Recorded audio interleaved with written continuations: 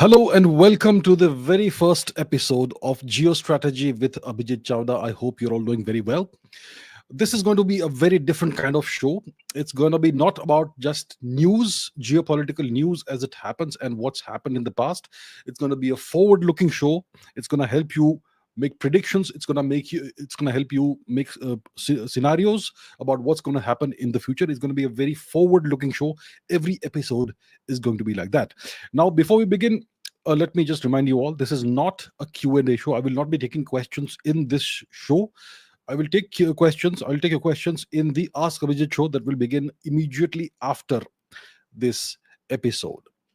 Uh, so, with that said, without further ado, let us begin. I'm going to give you an overview of what's happened in the past week. It's going to be a complete overview of what's happening globally, but not just what has happened thus far in the past 7 days, past 1 week, but what could be happening, what is likely to happen in the next 7 to 90 days or so, and perhaps even longer time horizons are there. So that's what this show is going to be about, and let us get going with it. And I have this presentation that I shall show you. Here it is. So this is your weekly intel briefing. It's going to be a feature of this show. Once a week we're going to do a geopolitical roundup of what's happening across the world, the most important events that are happening, that have happened, and what is likely to happen going forward. So this geopolitical briefing, it covers the events of the past 1 week or so, and I'm going to examine the most important critical events that are reshaping geopolitical international relations as as it in real time. And I'm going to be analyzing emerging threats and risks, and I'm going to be providing strategic forecasts to help you navigate an increasingly complex world. So let us begin with the top 10 most impactful developments. So I have analyzed in the past 1 week more than 1,000 high signal events, data points, geopolitical data points. And out of these, I have selected 10 key developments, major developments that are currently reshaping global geopolitics. Now, it's interesting that more than 90% of the high signal data points I tracked have rising volatility, which means that the urgency and volatility of these events is rising. It's on an upward trajectory. And there are more than 273 high impact events which have 60-day horizons, critical developments. So let's examine the 10 most impactful developments of the past week. The first development has to involve the Russia Ukraine conflict, and we're going to get into that pretty soon. So, the West, which is the US and the US led coalition, has lifted Ukraine weapon range limits. And Russia obviously has retaliated. So essentially, it's the US, the UK, and Germany. They have lifted these range restrictions on weapons supplied to Ukraine. In the past, they had restrictions. The Ukrainians were not allowed to deploy these weapons. They were not given weapons that had long ranges, essentially. So now the Ukrainians are allowed to strike deep into Russian territory, and Germany is considering giving Ukraine Taurus missiles. And this is a major development, a major policy shift. The past 3 years, they've not allowed this. So this is intended to counter Russian military advantages. And obviously, it represents a significant escalation. So this is going to alter the dynamics of the conflict. And the West is frustrated with what they call Russian aggression, and Russia's willingness to accept higher escalation risks. It's Western willingness also to accept higher escalation risks that we're going to see going forward. And Ukraine, the immediate impact is that Ukraine is likely to conduct limited long range strikes. And I think we have seen some of that already, haven't we, in the past 24 hours.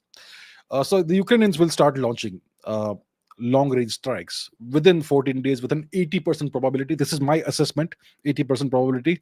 And before I was able to present it to you, it already happened. What happened yesterday, right? And Russia obviously will respond. It's expected, I expect it to intensify attacks on Ukrainian cities and critical infrastructure in retaliation. Now, the big story. So, Ukraine's drones destroyed more than 40 strategic aircraft belonging to Russia. Strategic aircraft are heavy bombers, long-range bombers that can deliver nuclear weapons and missiles tipped with nuclear weapons. So this is an unprecedented event, an unprecedented coordinated drone attack strike against multiple Russian air bases, thousands of kilometers within Russian territory. And it's reported that at least 40 high value aircraft have been destroyed, including, like I said, nuclear capable strategic bombers. This is, some people have characterized this as Russia's Pearl Harbor event. So it's the most significant event by Ukraine against Russian strategic air assets in this war. And this will definitely be seen as something that severely degrades Russia's long range strike capability. Now, let's not delude ourselves. Russia still has global strike capability, but this is a significant setback to Russia. And this is the long term setback to Russia, because it's not easy to replace 40 of its prime aircraft. So Ukraine used canisterized launch modules that it smuggled deep inside Russian territory, thousands of kilometers inside Russian territory. It is being speculated right now that maybe they did this through Kazakhstan or through some other country, but they smuggled these canisterized launch modules deep inside Russian territory, and they used drones, FPV drones, to conduct the strikes. So the world is going to see Ukraine very differently now. Ukraine is going to be taken very seriously. I'm not sure if President Donald Trump was consulted or notified about what was going to happen.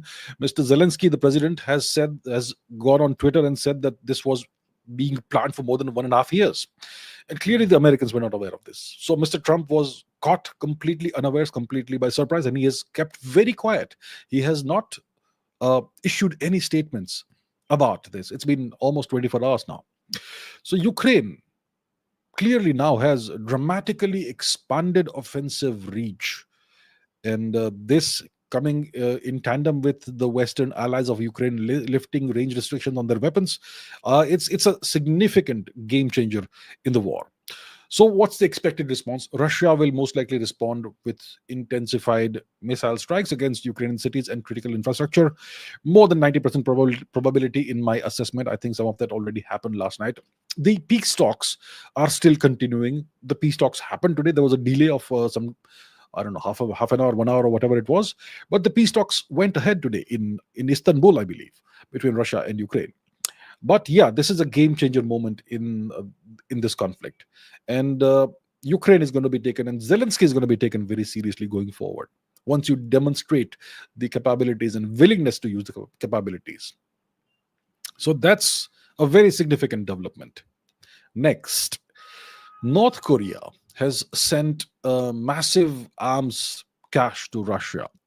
So this was reported by a multinational sanctions monitoring team. They reported that North Korea delivered approximately 9 million artillery shells and approximately 100 ballistic missiles to Russia.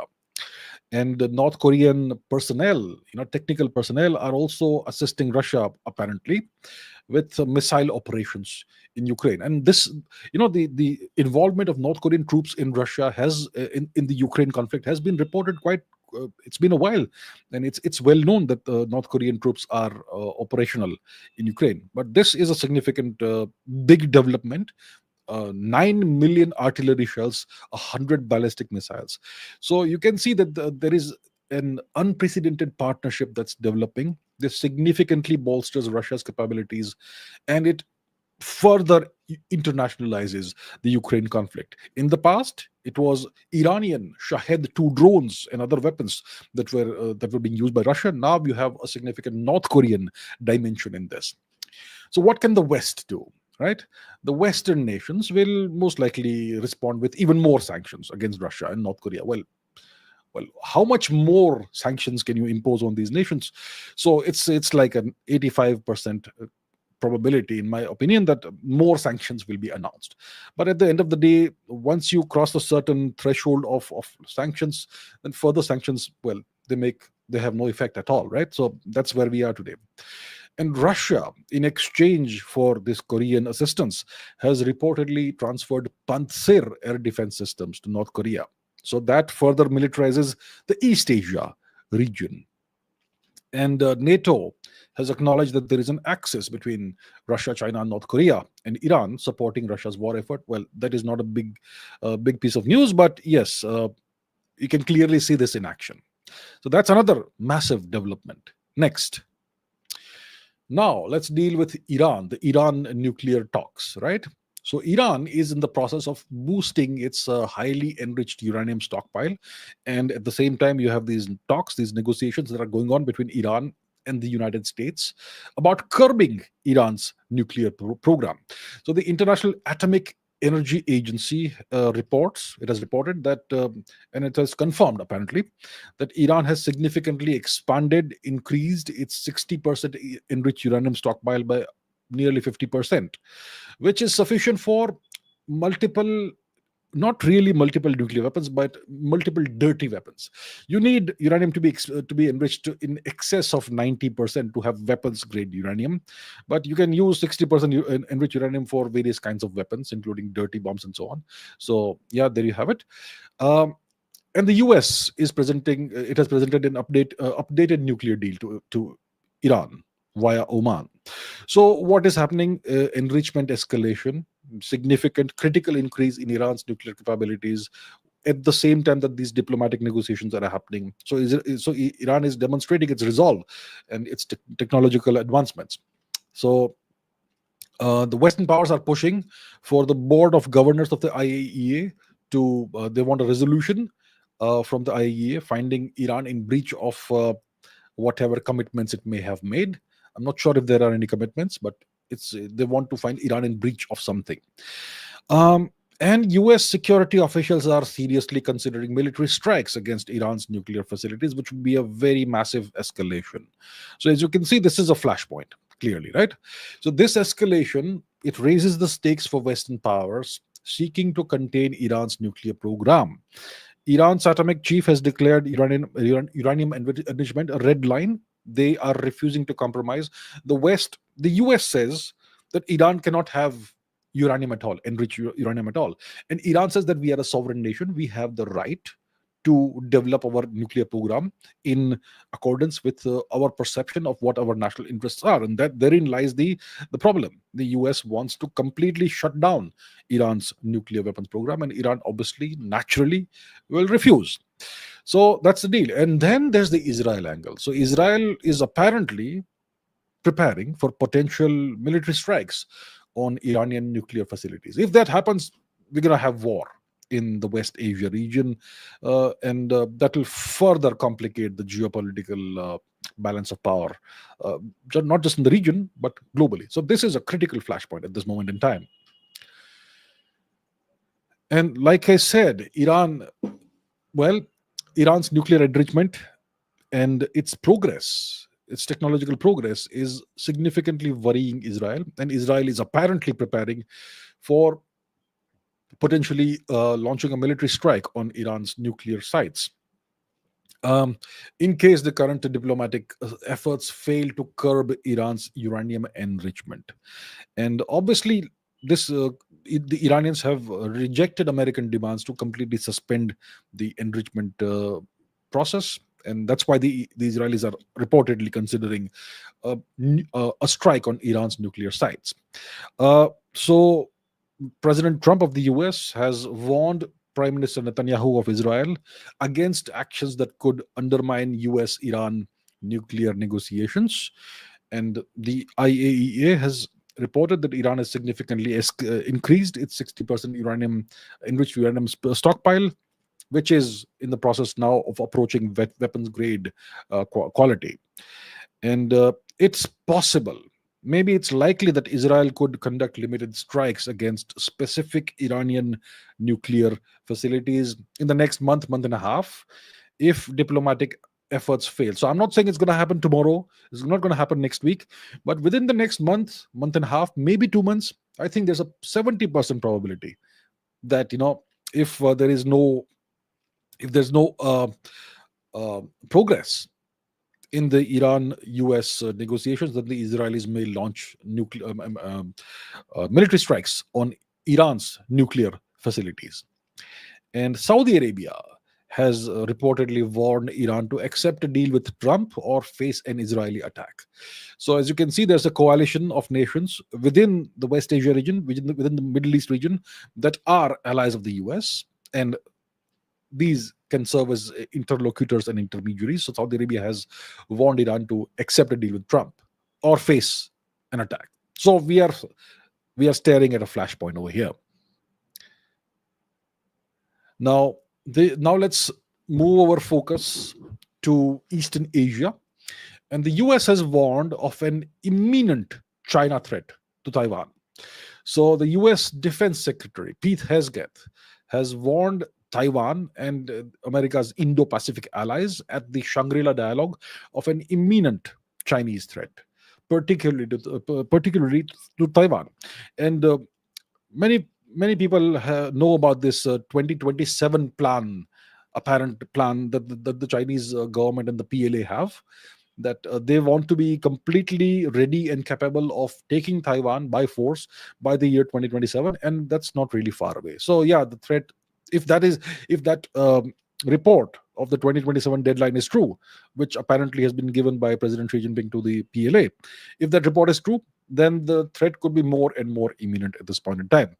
So the US wants its allies to boost defense spending to 5% of their GDP.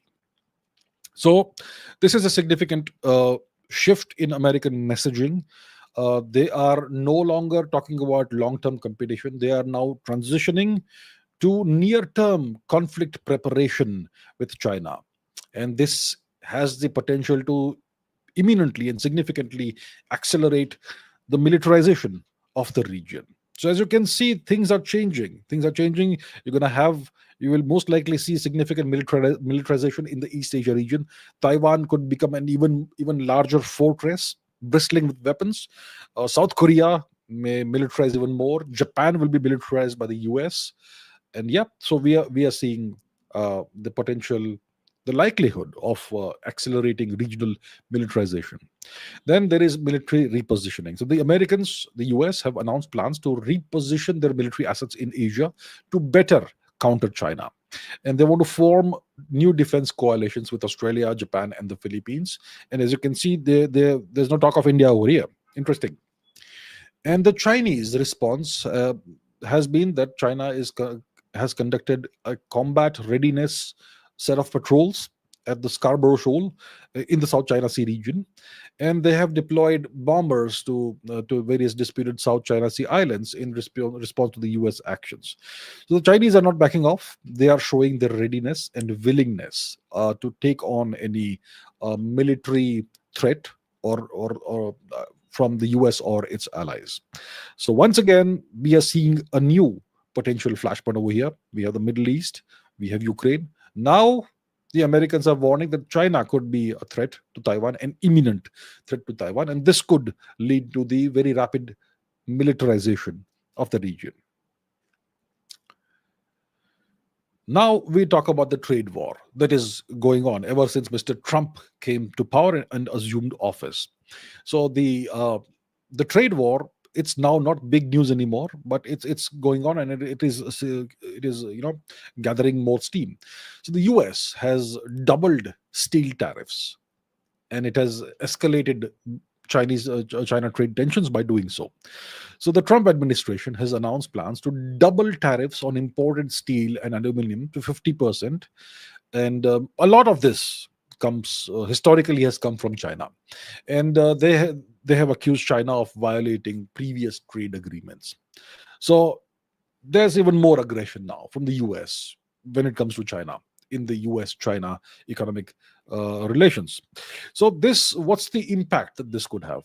The economic impact is that there could be disruption of global steel markets and supply chains if the Americans decide that they're going to double the tariffs on steel and aluminum.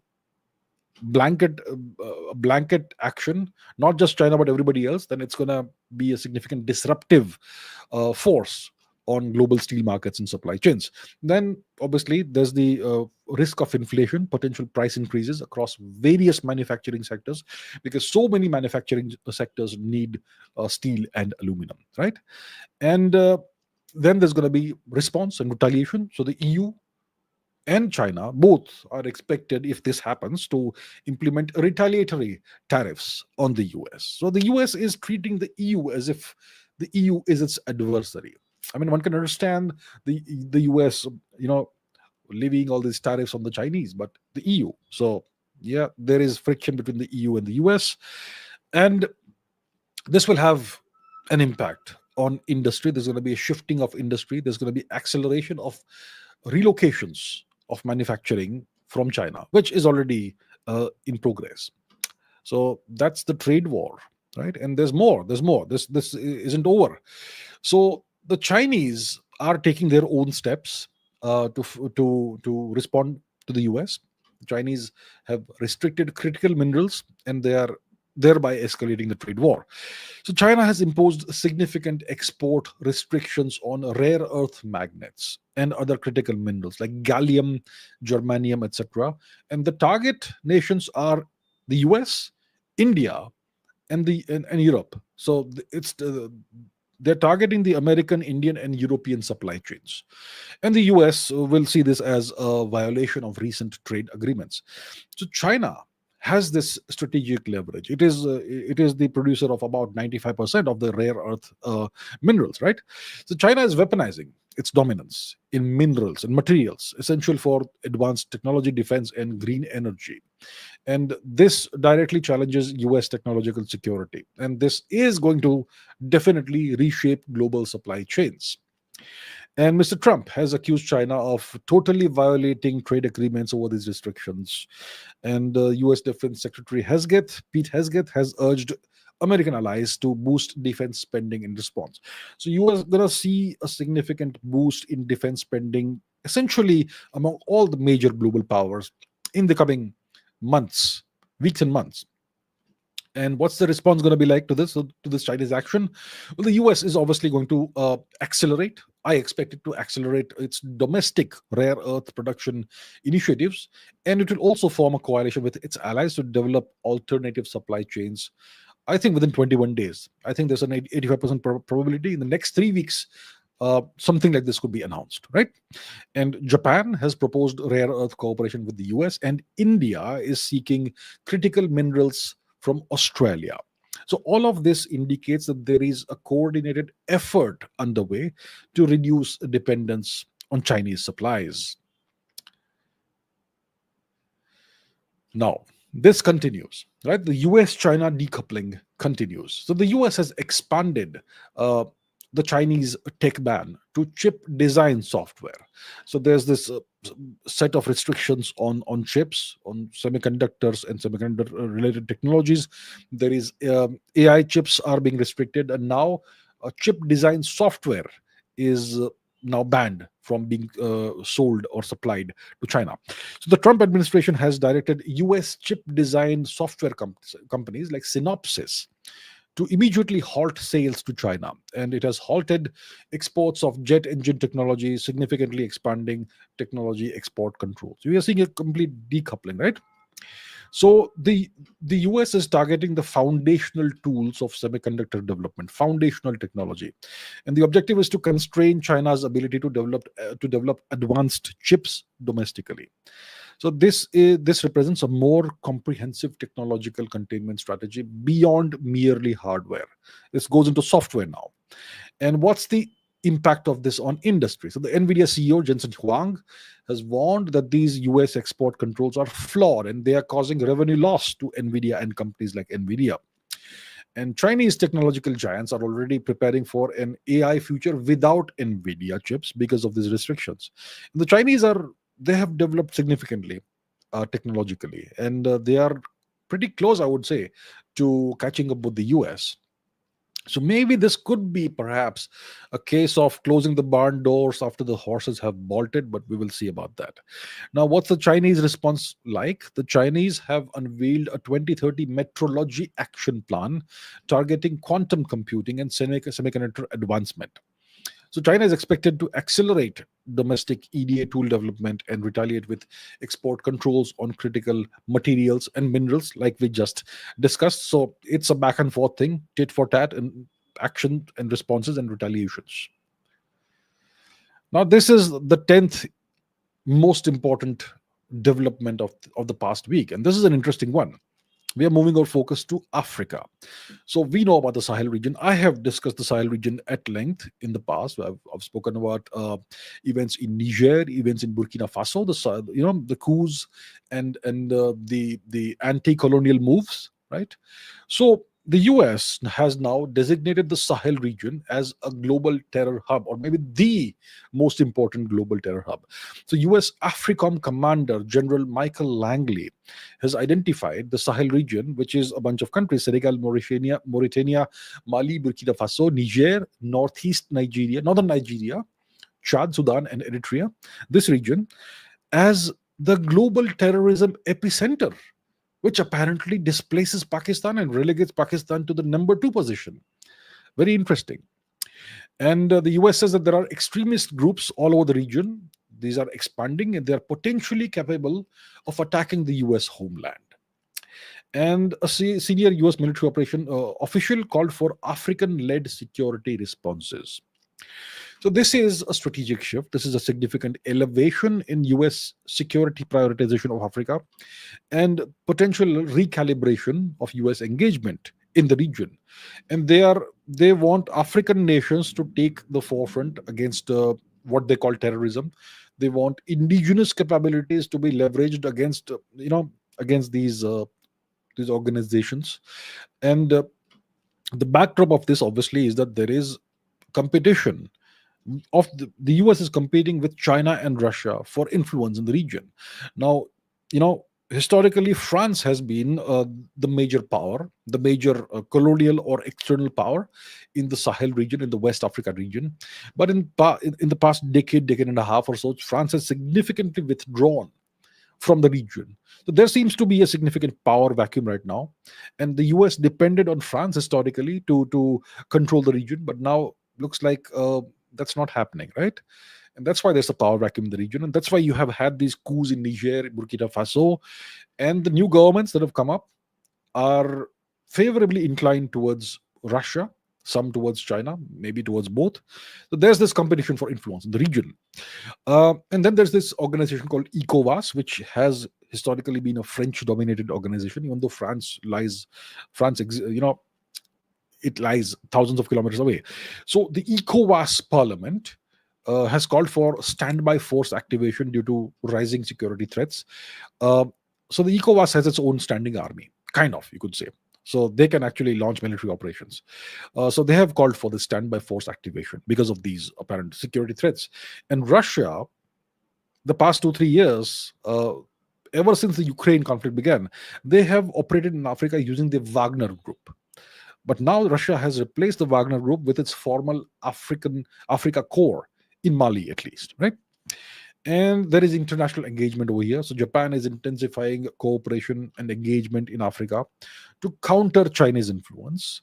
And this obviously mirrors broader great power competition in wherever you have developing regions. And you can see similar things happening in other parts of the world.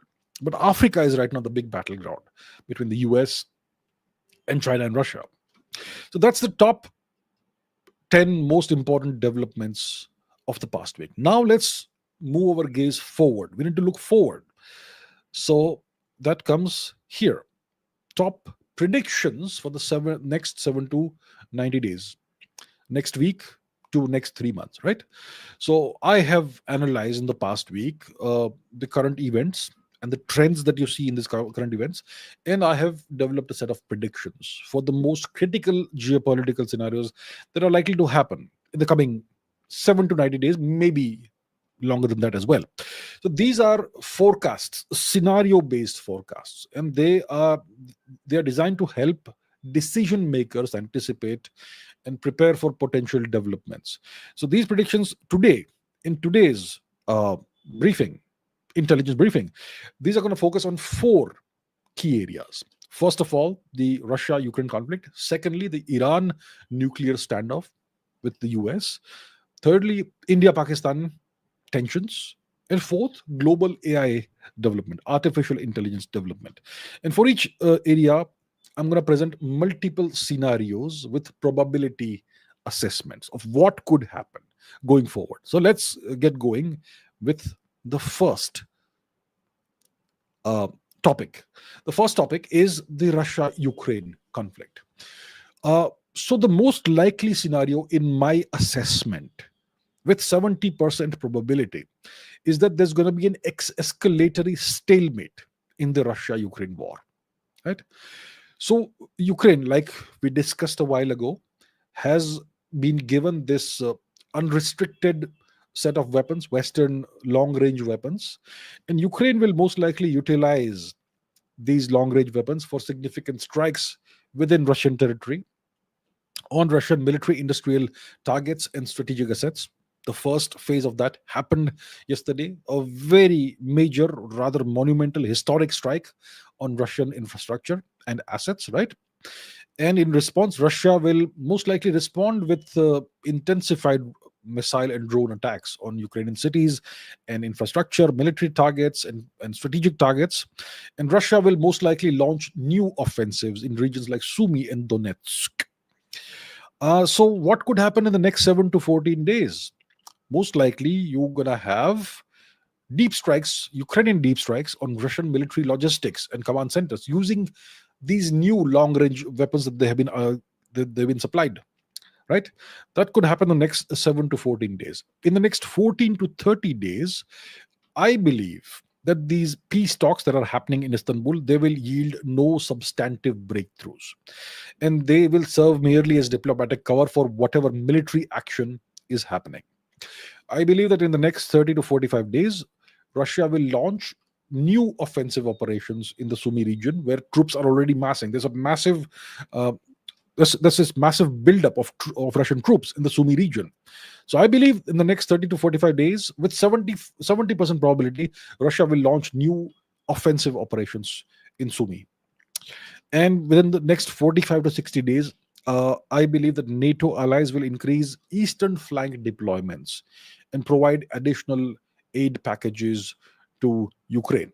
So this is one scenario. I believe there is a 70% probability of all these things happening in the sequence that I have outlined. Some may happen, some may not happen, but overall, this package, this scenario is the most likely scenario in my assessment. I believe there's a 70% probability of this happening. What's scenario B? This is scenario A. What is scenario B? Scenario B has 20% likelihood of occurring in my assessment. And this is a frozen conflict scenario. It's kind of what's been happening all this time, all these years, right? Ever since the war began in February 2022, it's taken this long conflict, long war scenario kind of thing. And it's kind of a frozen conflict right now. So I believe there's only a 20% chance now of this continuing. So in this scenario, what could happen is that major offensives may be undertaken by both sides, from either side, but they will fail in this scenario to achieve significant breakthroughs. And this could lead to a more static front line, resembling uh, what you had in the Donbass region after 2015, after the Russian annexation of the Crimea region. But you're going to have continued deep strikes from both sides at a reduced pace.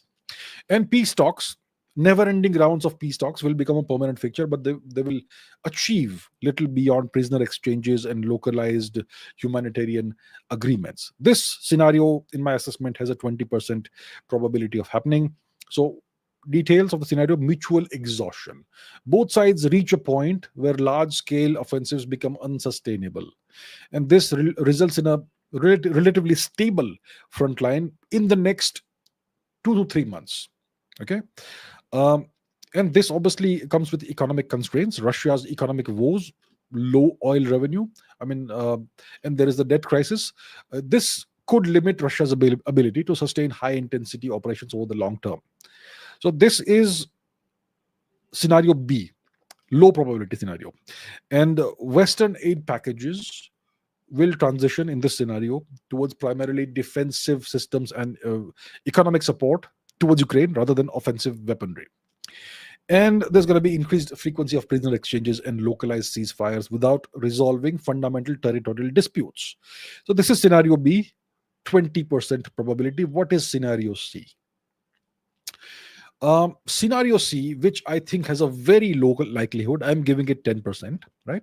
So in this scenario, there's a diplomatic breakthrough, a combination of battlefield realities and severe economic pressure on Russia, and or a significant shift in a major power stance, maybe China, maybe some other major power. So a significant shift in a major power stance could lead to genuine progress in peace talks and a sustainable ceasefire agreement, potentially involving neutral peacekeeping forces. Maybe the United Nations may become useful in this scenario for a change, or you could have complex security guarantees. So, in this very unlikely scenario, economic pressure causes Russia's regime to become convinced that continuing the war poses essentially a existential threat, a greater threat to its stability than a compromised, compromise, a peace compromise. And this could obviously, this economic pressure could be driven by sanctions and possibly by internal dissent. So this is a scenario that the West likes to envisage, right? And when this happens, once this happens, Ukraine will receive from Russia credible, robust, and long-term security guarantees, not just from Russia but also from Western powers, which will address Ukraine's core concerns about future Russian aggression. So maybe the core thing that Ukraine wants is to become a member of NATO, and then you would have uh, even more robust security guarantees, which comes with the treaty alliance. So that could happen in this very unlikely scenario. And then there could be some kind of territorial compromise, a mutually acceptable formula for territorial issues is found, potentially involving deferred final status decisions for certain regions with international monitoring. So, this is essentially what Ukraine wants. This is essentially what the West wants. And this is essentially what Russia has been fighting against.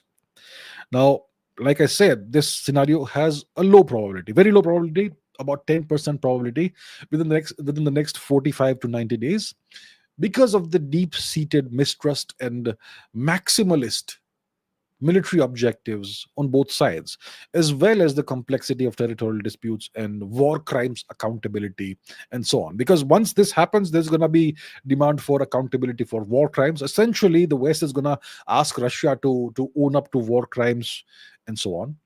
So this diplomatic breakthrough, very unlikely diplomatic breakthrough, would represent a loss for Russia. It means that Russia will not achieve any of its objectives, and this war will have been kind of futile. In case there is territorial loss, also, whatever territories they've gained. So, this is a highly unlikely scenario, but you should consider all scenarios in order to have a balanced 360-degree approach.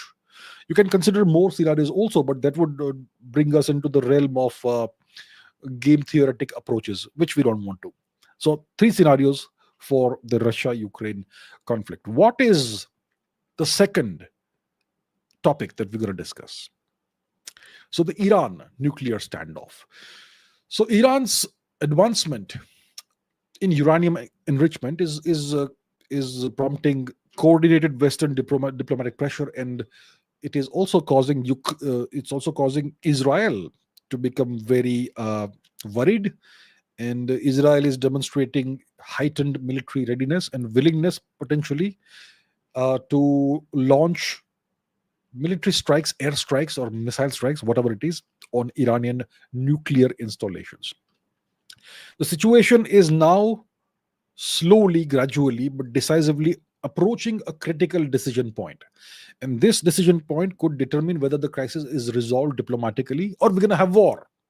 That's essentially where we are today. So uranium stockpile of Iran has the 60% enriched uranium stockpile has increased by about 50% in recent months. We don't know exactly what time period it is, but that's what the IAEA is saying. So Iran could be significantly closer to weapons grade nuclear material, fissile material, and obviously this is going to cause this is going to hasten the scenarios that we're going to talk about. So, what's the first and most likely scenario in this nuclear standoff? Look, the most likely scenario is that there's going to be intensified pressure, 70% in my assessment. What kind of intensified pressure? So, the IAEA Board of Governors, pushed and prodded by Western powers, will formally condemn Iran's increased nuclear enrichment and lack of transparency. And Iran will respond by further accelerating its enrichment program. And it could also potentially limit IAEA's access to its nuclear facilities, and Iran could issue retaliatory warnings. So, what happens is the sequence that you can see on your screen: IAEA resolution, the Board of Governors issues a formal condemnation. Then there is Iranian escalation. In response to this resolution, they accelerate the enrichment program, and restrict IAEA inspectors their access to key facilities. Then the US and the E3 nations, they pursue dual track approach with sanctions, and Oman is the usual mediator in these matters, right? And then Israel could conduct high visibility military exercises, simulating uh, strikes on Iranian facilities.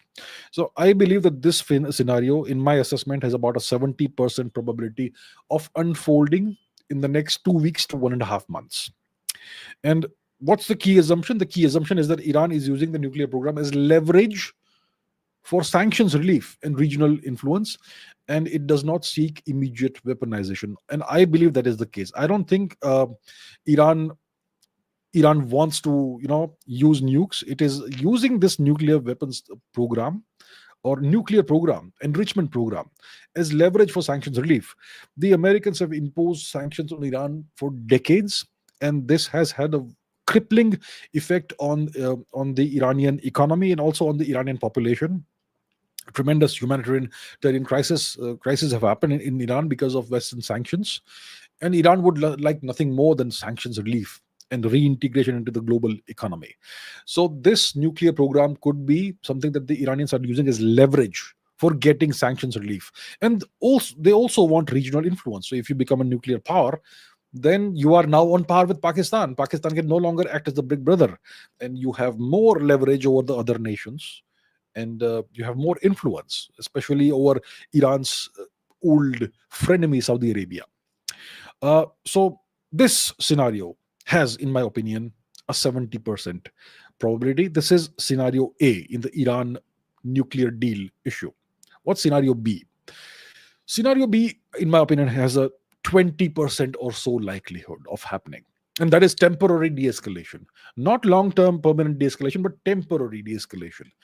So Iran could be facing, you know, mounting economic and diplomatic pressure. And in the face of this pressure, Iran could agree to a limited temporary stopgap agreement to pause or cap its most advanced enrichment facilities and enhance possibly IAEA monitoring in exchange for specific targeted sanctions relief from the West. See, what happens is that when the US imposes sanctions on a nation, those sanctions are imposed by passing laws, and these sanctions then become essentially a permanent thing. They never go away. So, getting the US to roll back sanctions is what Iran wants. You know, specific targeted sanctions relief. So, in exchange for that, they could agree to this, the Iranians. But this is, in my opinion, a 20% likelihood. It's not the most probable scenario. So, what happens? Um, Tactical concessions, not strategic concessions. So, Iran agrees in this scenario to pause the 60% uranium enrichment and allow enhanced IAEA monitoring at key facilities for a defined period of time, maybe 6 months to 12 months. So, like I said, it's a temporary thing. And in exchange for this, the US offers Iran targeted economic benefits, potentially including unfreezing some assets or allowing specific oil sales to designated countries. In case you're not aware, the Americans have essentially prohibited India from purchasing Iranian oil. So maybe that could be on the cards, perhaps, if this scenario comes to pass. Then there could be continuing negotiations once the sanctions relief is announced, right? So this is an interim agreement that could happen, and that creates breathing room for more comprehensive talks. Right now, the talks are going towards a very, very quickly approaching deadline, right? Because Iran's nuclear enrichment program is proceeding, and they may have sufficient fissile material for a few warheads, possibly. So And Israel is putting the pressure on the US that they may launch strikes on Iranian facilities in the next month and a half or so. So once this sort of temporary de-escalation happens, then there is more breathing room for more comprehensive talks on a long-term solution. But fundamental issues could remain unresolved. And if this scenario comes to pass, Israel will remain highly skeptical. But it will probably, in this case, refrain from immediate military action because of US pressure and the temporary nature of the agreement. So this is scenario two, 20% likelihood in my assessment. What is scenario three? Scenario three is the situation we don't want. Military escalation. I think right now, as this at this point in time, there is a low likelihood of military escalation. So negotiations completely break down in this scenario, and Iran rapidly increases enrichment to weapons grade levels. Iran may expel IAEA inspectors, and then Israel, in this case, with or without US tacit approval, will conduct military strikes against Iranian nuclear facilities, and this will definitely 100% guaranteed trigger Iranian retaliation. So what's the circle? What happens? It starts with a diplomatic failure. So negotiations collapse. Iran rejects all compromise proposals. Then this dash from Iran for enrichment. Iran enriches uranium to 90%, or bars prohibits inspectors from key sites. Then Israel could conduct military operation against Iranian nuclear facilities, airstrikes or missile strikes, and then Israel retaliates through proxies and also through direct missile strikes, and this could lead to a much wider, larger military conflict, war, conflagration, whatever you want to call it. So I think this scenario has a 10% probability of happening in the next 45 to 90 days. What's the potential geopolitical impact of this? A major regional war. And this major regional war will have far reaching global economic consequences because of the ensuing oil shock, the ensuing supply chain disruption, and there's going to be a significant humanitarian crisis also. But this is a scenario with, in my assessment, 10% likelihood. So that's about the Iran nuclear deal. What is the next topic? Well, we are closer home now. India, Pakistan. So we've had Operation Sindoor about 3 weeks ago, right? And that was a comprehensive success for India. India pounded Pakistan, hammered Pakistan like Pakistan has never been hammered in decades, right? And then it was paused because of US interference. So following Operation Sindoor, there's been this pause in military activities, but India-Pakistan relations obviously are not normal, and they're not going to be normal anytime soon. They continue to be what they call strained. There is strategic disengagement, right? Both countries. India started this by pulling out its diplomatic personnel from Pakistan and expelling Pakistani diplomatic personnel, essentially spies in the guise of diplomats. And so that's the strategic disengagement. We have refused to talk to Pakistan about anything except terror for quite some time, for many years, for more than a decade, I would say now. And water disputes. So Pakistan says there's a water dispute. We have simply walked away from the Indus Waters Treaty, the most lopsided treaty in human history, probably. Right.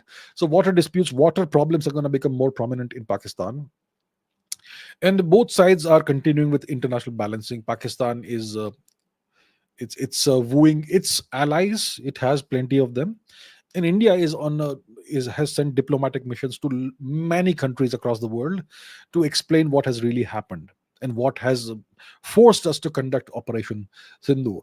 So the ceasefire across the line of control holds kind of precariously.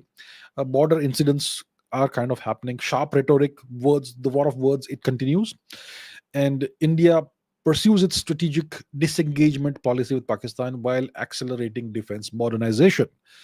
So water issues, especially related to the Indus Waters Treaty, are now becoming a more significant flashpoint. So what could happen going forward? Let's take a look at some scenarios. What is scenario A? So the most likely scenario, in my opinion, 85% probability is that there's going to be a controlled confrontation between India and Pakistan. The ceasefire will continue to hold precariously for the time being, but border incidents will continue. and the war of words, the sharp rhetoric will continue. India will pursue its strategic disengagement policy. India will accelerate defense modernization, and India will use international forums to pressure Pakistan on terrorism. Now, India's military capabilities have stunned the world, especially the made in India equipment that was so successful during the 3 days of the Operation Sindoor war. So, India is now supremely confident in its conventional military superiority over Pakistan, and it has drawn new red lines on Pakistan. Prime Minister Modi has clearly signaled that there's a new doctrine now. Any terrorist attack on India is going to be construed as an act of war, and we will respond appropriately, right? So there's new red lines that have been drawn for Pakistan. India's chief of defense staff has stated that there's a lot of space before the nuclear threshold, which indicates that India is willing to respond conventionally to provocations and respond deep within Pakistan territory. Pakistan continues to rely on China and also the US for strategic support and counter leverage against India. And Turkey, as we know, is also siding with Pakistan in international forums and, yeah, and on Twitter, right? And then there's the water disputes issue. So this is going to be more prominent. India cut water flow from the Chenab Dam and rebuked Pakistan at UN glacier meetings. And these disputes could become a significant flashpoint in the relationship, and there's nothing Pakistan can do about it, right? But Pakistan could try and leverage and bring international pressure on India. They'll try for sure. The US is attempting to balance its relationships with India and Pakistan. Trump has claimed credit for the ceasefire, the so called ceasefire, but India has categorically stated the Americans had nothing to do with it, right? And Trump personally is maintaining strong ties with Pakistan, including Trump empire business interests and cryptocurrency interests, right? And China continues to provide support to Pakistan as part of this of China's regional strategy. So this is what continues, in my opinion. Controlled confrontation. This is the most likely scenario, and it's going to persist for the time being. There is no deadline or time horizon on this. What's the next scenario? Renewed military escalation. I think there's a 10% chance of this happening. Some kind of significant trigger event which could overwhelm existing de-escalation mechanisms. And in retaliation to that, obviously it will be some kind of Pakistani provocation, right? In response to that, India could once again conduct larger scale punitive strikes, military strikes, air strikes, missile strikes, potentially even deeper into Pakistan, or India could target more strategic assets, and Pakistan could retaliate or attempt to retaliate more forcefully, and this could lead to sustained conventional military exchanges. Thus far, the war was limited mostly to the air and to small arms and medium arms fire, missiles, drones, all that. But yeah, if there is a more forceful response from Pakistan, in case they try to, use their land forces, then there could be sustained exchanges, and India's military dominance could be very visible once again in that. So, what could be the potential trigger for this? A high casualty terrorist attack in India, whether it's equivocally or unequivocally linked to Pakistan. But for us, a terrorist attack emanates from Pakistan, right? So that could be a trigger, or some kind of miscalculation in Pakistan, which leads to substantial casualties on the line of control, right? And then India could respond by larger scale punitive strikes deeper into Pakistani territory and Pakistani occupied territory, potentially targeting strategic assets beyond terrorist infrastructure. So we went beyond terrorist infrastructure in the 3 day war itself, and this could continue on a larger scale, perhaps. Pakistan could try and forcefully respond through conventional military means. They could try once again airstrikes against Indian military targets near the border. And yeah, so you have a heightened escalation risk and you will have heightened nuclear alert levels. If either side believes that red lines have been crossed. I think the Pakistanis are extremely unlikely to use nuclear weapons, but we put this as part of the scenario because that's just how it is, right? So that is scenario B, which has 10% probability. What is the least likely scenario? Gradual de-escalation. Well, I've put it as 5%, but I actually believe it has less than 1% possibility. But yeah, just for the sake of making it statistically significant, I've given it a 5% probability. So, in this extremely unlikely scenario, both countries come under sustained international pressure and they engage in quiet, reflective back channel talks, leading to a tangible reduction in border deployments and hostile rhetoric. So, initial agreement happens. India and Pakistan near the completion of a border troop reduction agreement within 30 days. Then there is economic engagement, limited trade resumption in specific sectors in the next month and a half, 2 months. Then there is water cooperation. Constructive meetings happen on the Indus River Treaty, Waters Treaty in the next 2 3 months. Then there is cultural exchange. Bollywood gets what it wants. More Pakistani singers and actors and dancers and whatnot, and sporting ties and visa facilitation, all that resumes. This has, in my opinion, less than a 5% probability next 3 to 9 months. It's not going to happen.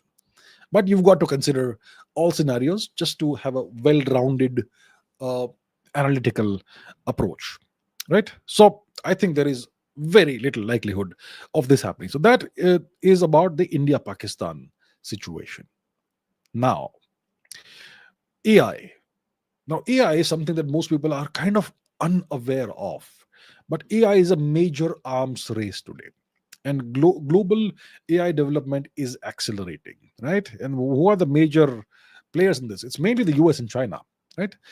So, global AI development is accelerating with increased military focus. Please understand, it has a very big set of implications on in the military domain. So there is increased military focus and deepening US China tech rivalry, which we covered some time ago. And this is driving export controls and supply chain realignments. Essentially, you're seeing a bifurcation of the world order and a bifurcation of supply chains. Every nation is rushing to secure its supply chains. Every nation that matters is doing that.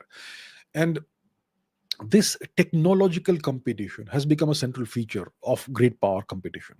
So you have AI chips, you have the quantum computing domain, you have EDA tools, you have military AI, and you can see that it's mainly the Chinese and the US that are investing the most in these technologies. And the semiconductor supply chains, this has become the epicenter where security imperatives and economic policies and corporate strategies all come together and all collide, right? Uh, and this technology security nexus is redrawing geopolitical fault lines and creating new strategic challenges. So today, corporations that are developing all these sensitive technologies, they have become prized geopolitical strategic assets of their nations. And let's discuss the scenarios when it comes to the AI arms race. What is the most likely scenario? So there's going to be an intensified arms race in AI development. That is my assessment. And I give it a probability likelihood of 75%. So what's going to happen most likely is that the US will further tighten export controls on AI chips targeting China, right? But it could eventually expand to other countries. Right now, it's China. And China will respond. It will retaliate by accelerating state backed investment in domestic AI chip manufacturing, EDA tools, and alternative computing architectures. So, what we are seeing is three things: export controls. The US is expanding restrictions on chip design software. Software, like we discussed, advanced chips, NVIDIA and AMD are at the forefront of this. So, their chips and jet engine technology with AI components. Believe it, jet engine technology has now, have AI components in that. And the objective of all this is to constrain China's technological advancement. The Chinese response is to accelerate domestic AI chip development. As their NVIDIA chip stockpiles are depleting, they are implementing their 2030 metrology plan, which we discussed a while ago, and they are investing heavily in alternative computing architectures. Now, the military applications are, once you understand that, then it makes sense why there is this global arms race. So, humanoid robots for intelligent warfare, drone swarms. We saw a drone swarm yesterday, a Ukrainian drone swarm targeting more than 40 Russian strategic aircraft, right?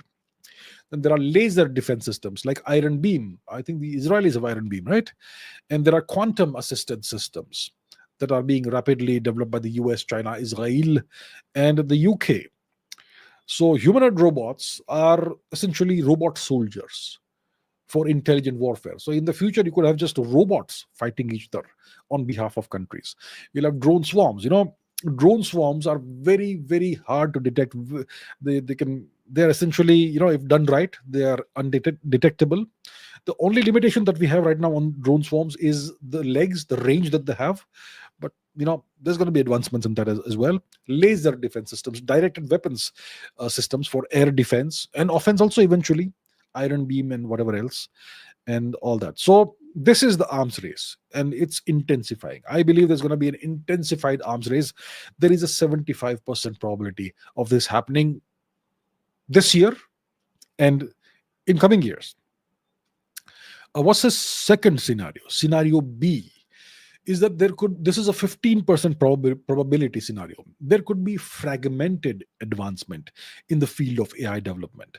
So military AI development will continue full steam, full force ahead.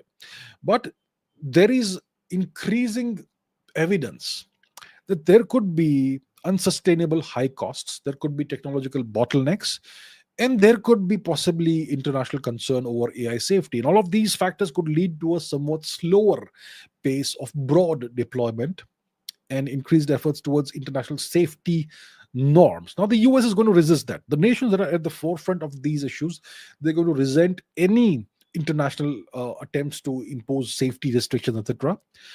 And that's why I say this is a low probability scenario, 15% probability. But what gives it the 15% instead of just 5% is that there are genuine issues such as high costs.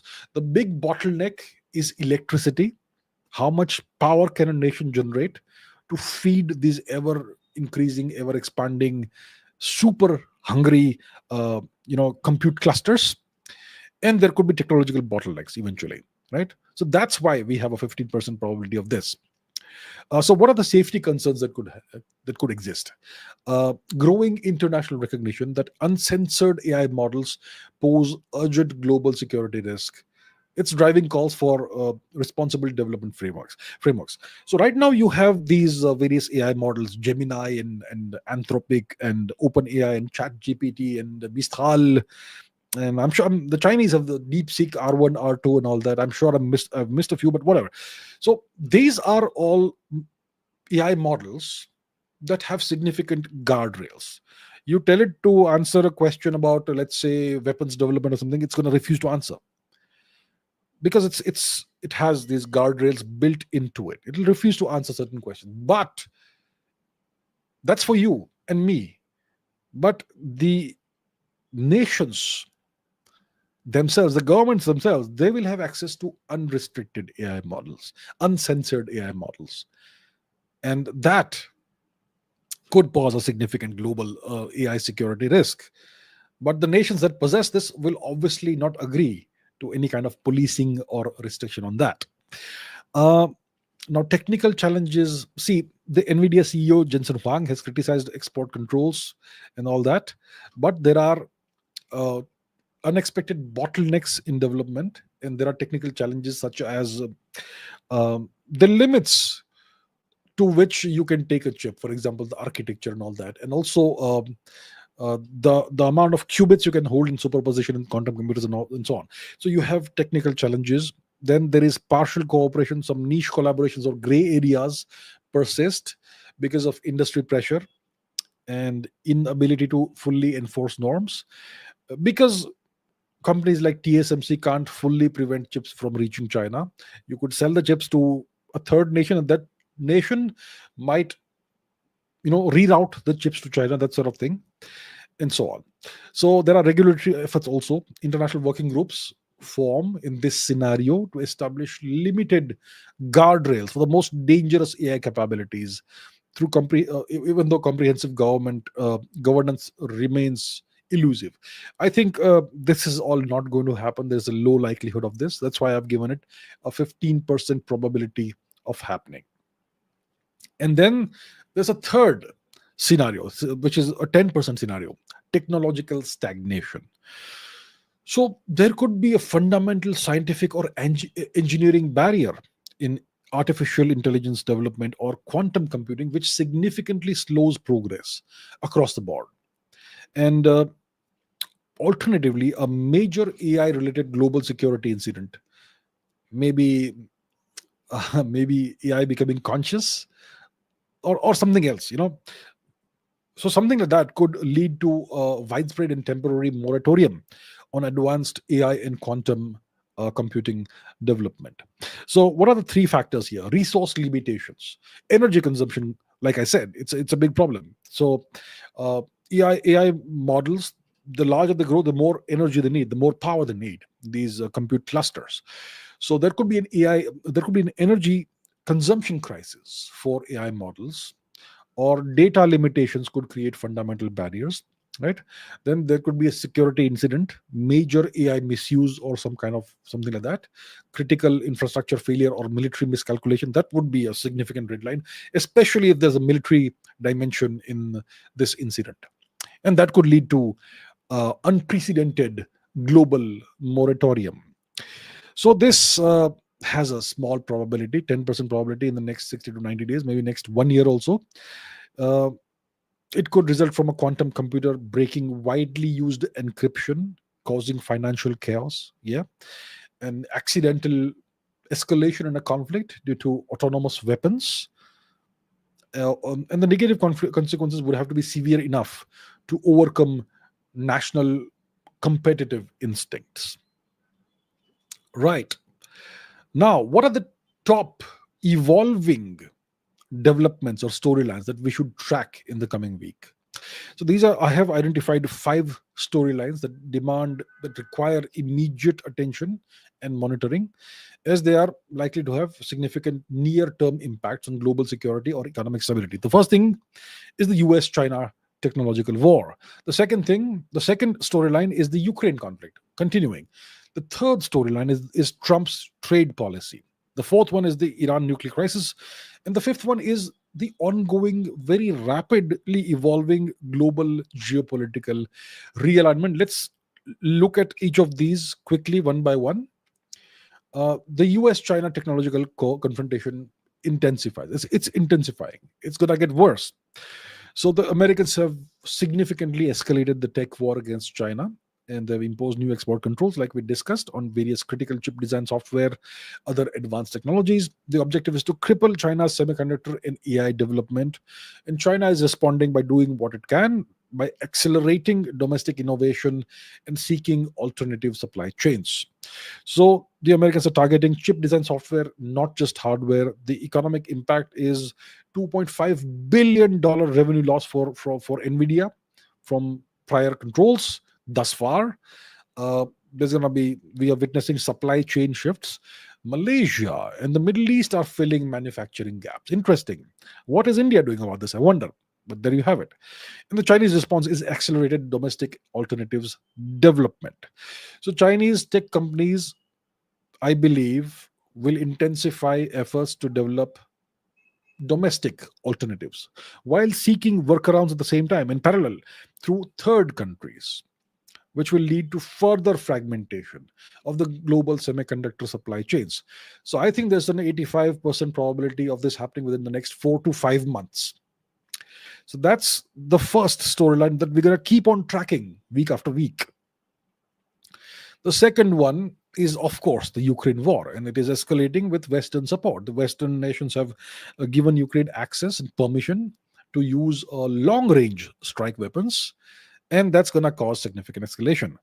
So the West has lifted restrictions on these long range weapons against Russian territory, and we're going to see the consequences of that. Um, so strategic shift has happened, the lifting of the restrictions, unprecedented strikes happened yesterday. Some news readers are calling it Russia's Pearl Harbor moment, and the Russian response remains to be seen. Last night there was a response. I believe there could be a more intensified response by Russia. There will most likely be intensified missile strikes against Ukrainian cities, military infrastructure, critical infrastructure, and Russia will reposition its remaining aviation assets, strategic aviation attacks assets, to more secure locations. I think there's a 90% probability that this will happen in the next 5 days. Right. Let's move to the next evolving storyline. Trump's America First trade policy is in the process of reshaping global finance. So, the Trump administration has escalated its protectionist trade policies. It has doubled steel and aluminum tariffs to 50%, and it's accusing China of violating trade agreements. And this approach by the Trump administration, it has created significant market volatility, and it is pressuring its allies, American allies, to seek exemptions or make concessions. The Americans, for the first time in God knows how many decades, are bullying their own allies. And I think the calculation is that the allies will eventually, uh, give up and make concessions. So there are steel tariffs, right? Doubling of steel, aluminum tariffs from 25 to 50%. There is a tactical transactional approach that Mr. Trump is very well known for. Temporary truces or delays with EU and China, framed as tactical pauses for negotiation. So you launch the offensive, then you take a tactical pause, you give them a little bit of breathing space, and then bully them to make concessions within that time period. Otherwise, we're going to double the tariffs. So there's always a threat, always a sword hanging over the whole process, that sort of thing. And this obviously is causing a significant amount of volatility in the market. It's affecting Apple stock. It's affecting crypto markets. It's affecting manufacturing sectors. And the global response is that the EU and the Chinese are expected now to implement. I expect them to implement retaliatory tariffs on the US within the next 30 days. I believe there's an 80% probability of that. Imagine a trade war between the EU and the Americans. Chinese, we can understand, but the EU and the Americans. So the EU will most likely retaliate and implement its own tariffs against the US within the next 30 days. I believe there's an 80% likelihood of this happening. So this is a storyline we're going to have to keep tracking week upon week, week over week. The Iran nuclear standoff is intensifying, right? So this is what we discussed. Iran has significantly increased, almost doubled its stockpile of 60% enriched uranium, uh, and so there are U.S. proposals for a new nuclear deal. And Oman is mediating in this matter, but Tehran says that enrichment is a red line. It's a sovereign right of a nation to take care of its national interests and pursue its national interests. And so enrichment is a red line, and the Americans have no say in that, right? So that's where we are right now. And I think this is going to intensify and escalate over the next few weeks. And the Saudis have reportedly warned Iran to negotiate. And yeah, there's always the proxies in the region, the Houthis, which are an Iranian proxy. So the Houthi missile attacks are adding to the tension. The Americans recently conducted military operations against the Houthis. They lost a bunch of fighter planes, at least two FA-18 fighter planes they lost, and so on. And Israel is increasingly alarmed with what's happening in Iran. And Israel is most likely preparing preparing its military options. And Israel is opposing any form of a weak deal between the US and Iran. They want an ironclad, robust deal, which essentially means that they want Iran to uh, completely cap their uh, uranium enrichment program. The US is pursuing a dual track approach. They are giving these deal proposals via Oman, and they are also probably doing military contingency planning. So this is a flashpoint, and we're going to have to keep an eye on this because it has implications and effects globally. So that's an important storyline we need to keep tracking. And then the last storyline is that we are now witnessing a world in which there are very rapidly evolving and shifting geopolitical alignments. Um, 5 years ago, 10 years ago, the world was a much stabler place. All the geopolitical equations were pretty much, robust, and they were rather resistant to change. But now we have shifting geopolitical alignments are very rapidly realigning global geopolitical chessboard. So the US is actively strengthening its alliances, and it's urging Indo-European, Indo-Pacific partners to significantly boost defense spending about five to make it about 5% of their GDP to counter what they call is an imminent Chinese threat. And at the same time, ASEAN nations are asserting their own strategic autonomy, and they are resisting pressure to choose sides, and they are diversifying economic sides. The ASEAN nations are saying, why do we need to pick sides? This is not our fight, right? That's the deal. So the US is spearheading what efforts to build what could be a more robust security architecture in the Indo-Pacific region. The objective is obviously to counter China. There is no other objective. This includes the formation of a new Australia, Japan, Philippines, US defense coalition. Maybe they will reactivate the old naval base at Subic Bay, possibly. Who knows? Um, and There's pressure for increased defense spending, right? The Americans want $40 billion annually from Australia, that sort of thing. And key US allies in the region, the Indo Pacific region, like Japan and Australia, will most likely announce defense spending increases as a consequence of this, and more and new military cooperation initiatives, most likely within the next quarter, the next uh, 120 days or so, 90 days or so. And I think there's an 80% probability of this. And at the same time, the ASEAN nations, they're trying to remain neutral. They're trying to maintain their neutrality, strategic autonomy. They don't want to be drawn into another great power rivalry.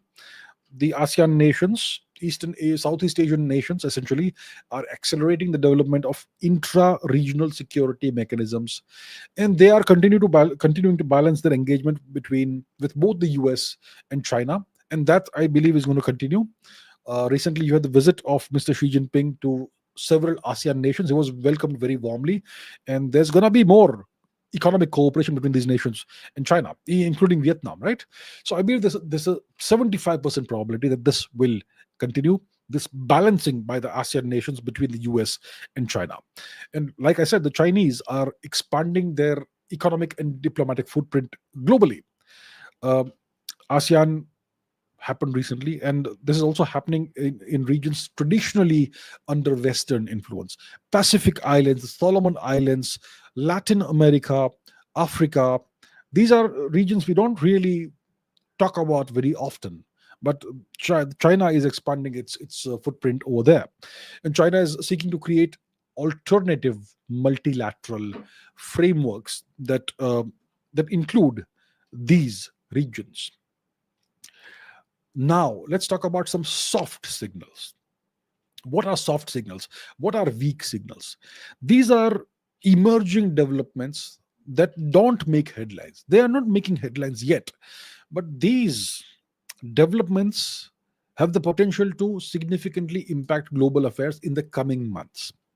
And the early identification of these soft signals, it provides a strategic advantage in anticipating future challenges and opportunities for a nation or for any individual or corporation or entity that is exposed to geopolitical, geostrategic risk. So today I'm going to discuss four such soft signals: China's hybrid battery technology, a US military shift in Africa, which we kind of covered, the Syrian Israeli cooperation hints that are emerging, which is very interesting, and there's a new Russian cyber actor in town. So let's talk about the first one: China's hybrid battery technology. And this signals green energy dominance.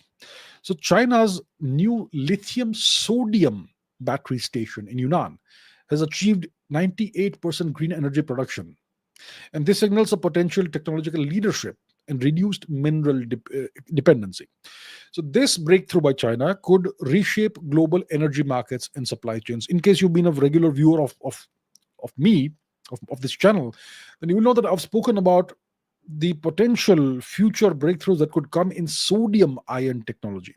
So, right now, batteries are manufactured using lithium ion batteries, but now the Chinese have moved to a hybrid model, a hybrid battery technology, lithium sodium batteries. And eventually you could have sodium ion batteries, and sodium is plentifully available across the world, right? So we are seeing a significant shift in technology over here, the beginning possibly of a significant shift. So this is something that will not make headlines right now, but this is something that could be very big long term. So this technological leap could accelerate China's energy transition and establish China's global leadership in next generation battery technology. This could create new export markets for China, and this could reduce dependence for China on specific critical minerals.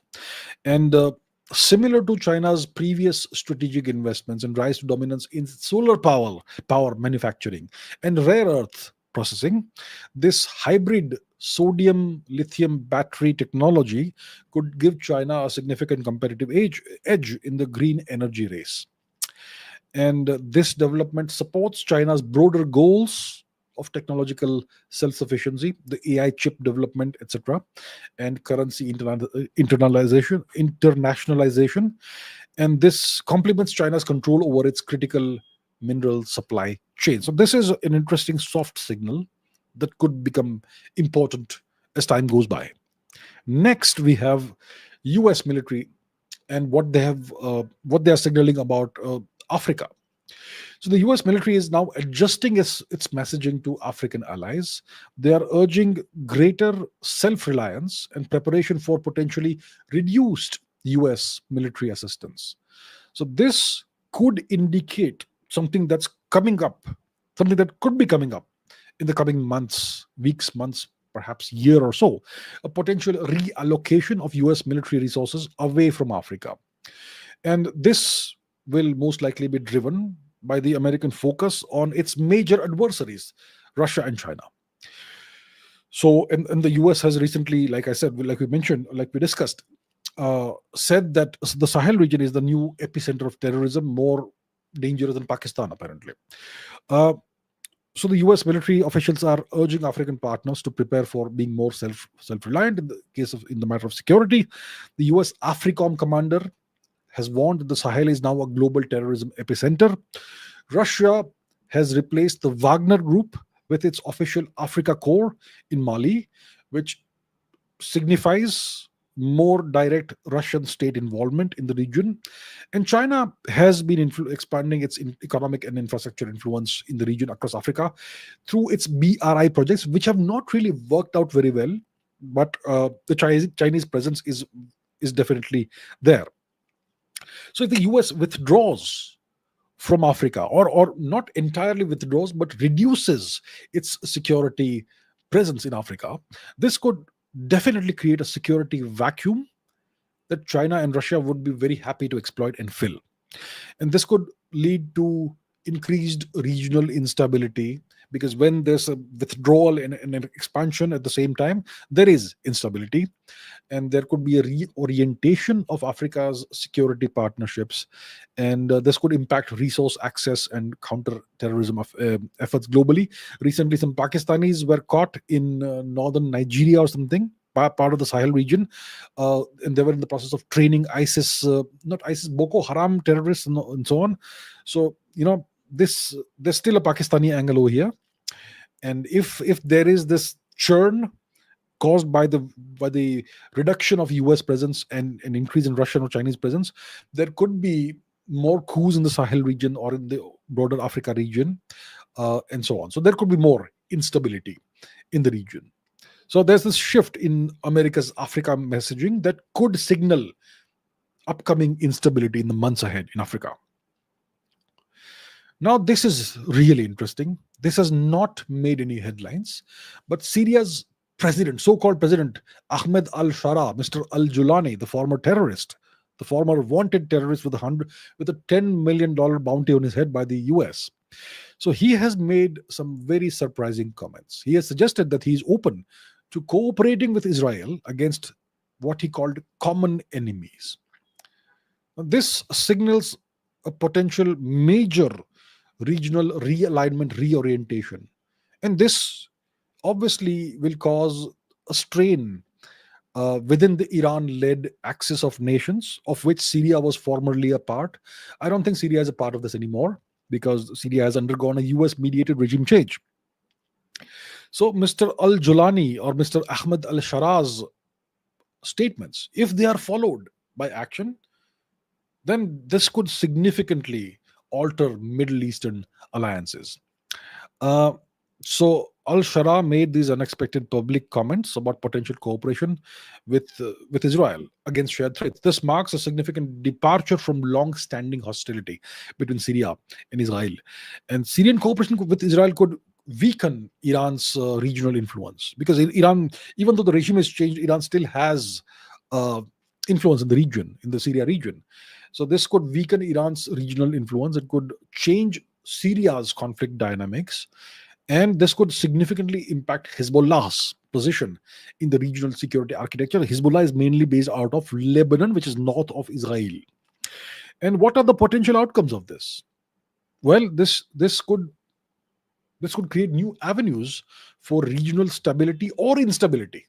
It could provoke strong countermeasures from Iran and its allies or proxies, and this could potentially lead to new conflict lines in West Asia, in the Middle East region. And this development coincides with reports of SDF Turkey direct communication channels. SDF is the political party or formerly terrorist organization that Al Shara belongs to, and they have been communicating with Turkey apparently. And the Syrian government and the Kurdish administration has begun historic talks in Damascus, and the EU and the US have naturally partially lifted or eased sanctions on Syria. So Syria is changing, and the manner in which Syria changes is going to have a significant impact, long-term impact on on future developments and geopolitical alignments in the West Asia region. So we may be witnessing the beginning of that. This is why I call it a soft signal.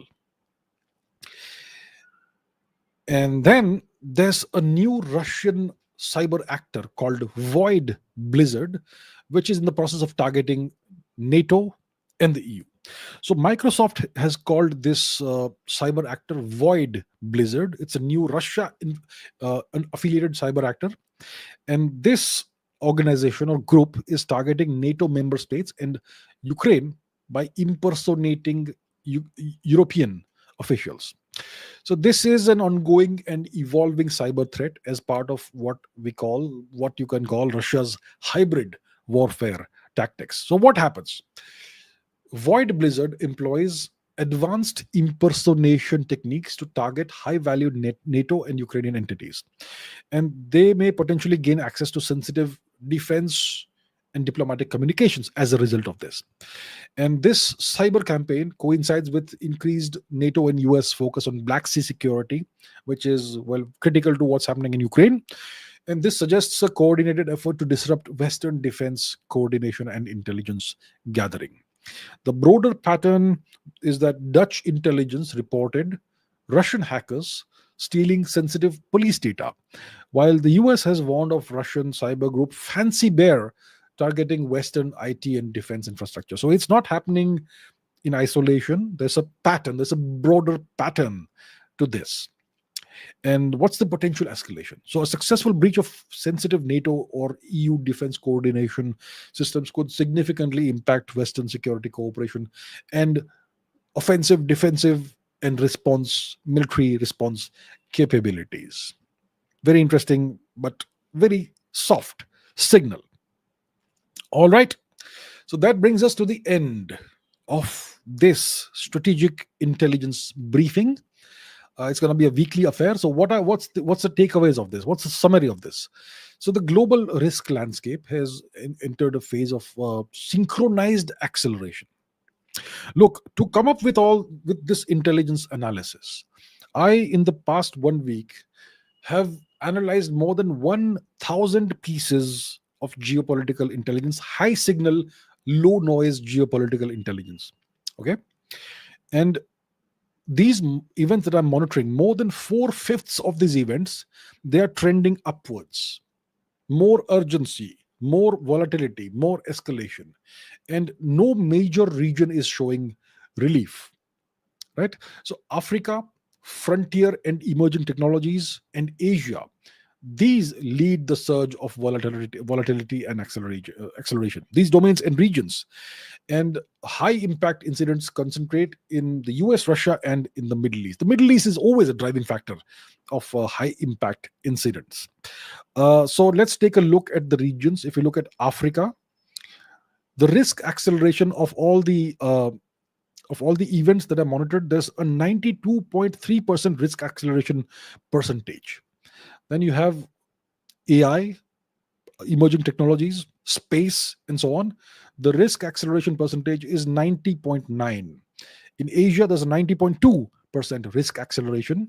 In China, there's an 89% risk acceleration. All events related to China. In all the events related to Russia, there's an 86% risk acceleration, which means that the events are trending upwards in terms of urgency and escalation and volatility. And the most stable region with 85.7% risk acceleration is Europe. So the semiconductor supply chain has now become the epicenter where security imperatives, economic policies, and corporate strategies all collide. The imminent flashpoints right now, as of today, based on what we have seen the past week and what we are forecasting for the next 7 to 90 days or more, the imminent flashpoints include potential upcoming Israeli airstrikes on Iran's nuclear assets. There could be an escalatory, there is most likely going to be an escalatory Russian response to Western long range weapons in Ukraine. These both of these events could happen within a 6 week window. The India Pakistan situation has entered a tense but quasi stable stage as of now. And decision makers across the world, whether you are in government, whether you are in industry, decision makers need to pivot to rapid cycle planning, which means that things are happening very rapidly. The novelty of events is not very high, which means that events are following predictable patterns, but the urgency and volatility is rising, and the speed at which these events are occurring is increasing. So decision makers must pivot to rapid cycle planning. They need to reinforce alliance coordination on technological controls, and they need to deploy economic stabilization tools. And with that, we come to the end of today's intelligence briefing. So I hope that this gave you some value. This is how you do a proper geostrategic analysis. It has to be forward looking, it has to be analytical, it has to be scenario based, and it has to be based on high signal, low noise data and intelligence. So hopefully this gives you an idea of what is happening in the world right now and what could be coming up going forward. So if this has given you some value, please like, share, and subscribe. Tomorrow I'm going to have an episode after a long time of the Indian interest, in which I will do a similar analysis, but focused on India's geopolitical activities and geostrategic risks. And those of you who have questions, I'm going to take your questions very quickly, momentarily, as soon as this live stream ends in the upcoming Ask Abhijit live stream. So thank you so much for watching. And this concludes episode 1 of Geostrategy with Abhijit Chavda. And I will see you in the next live stream. Thank you very much. Bye bye.